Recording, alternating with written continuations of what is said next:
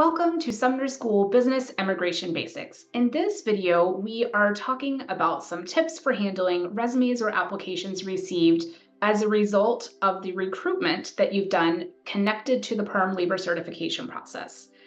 So first thing to keep in mind is the reasons that you can and cannot reject a potential applicant. In general, you can reject an applicant if they don't meet the minimum qualifications for the position as it was outlined on the prevailing wage determination.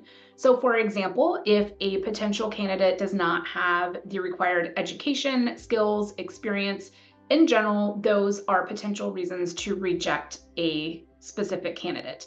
In addition, you have to be careful about the questions that you ask to make sure you're not violating other rules, but you don't have to consider applicants that are not US citizens or permanent residents.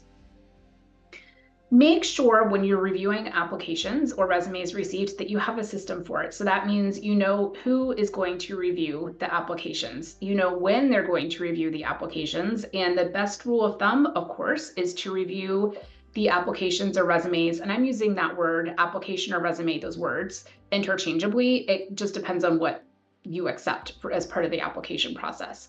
So make sure that you are reviewing the resumes received in a timely manner. If you delay reviewing the resumes and contacting potential applicants, that can be a red flag for Department of Labor later on.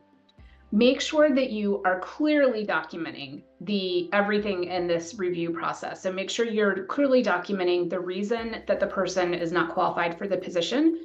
If you look at the resume and on the face of the resume, it looks like the person might be qualified, then you do have to conduct an interview. Again, make sure you're coordinating with your immigration team on this.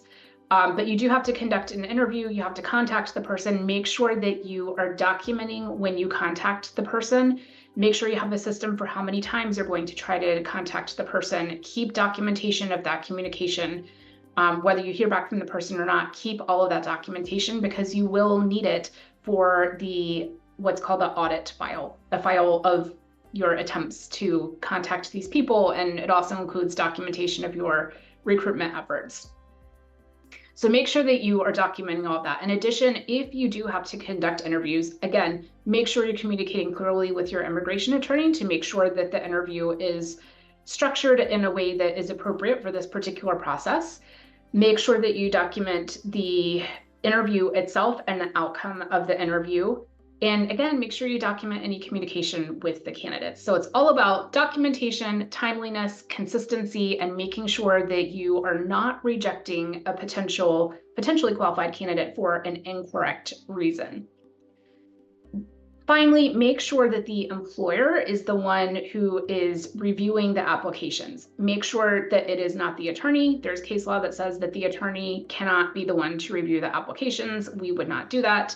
We can advise you on reasons, appropriate and inappropriate reasons to reject a candidate, but we can't be the one to review it for you, and make sure that the foreign national beneficiary is not involved in the recruitment process, the resume review process, any of that. I hope that you have found this information helpful. If so, please make sure to share this video with a friend or a colleague and make sure that you are subscribed so you don't miss our next episode. Until next time, I'm Emily Sumner from Sumner Immigration Law, serving clients around the United States and around the world with employment-based and family-based immigration matters.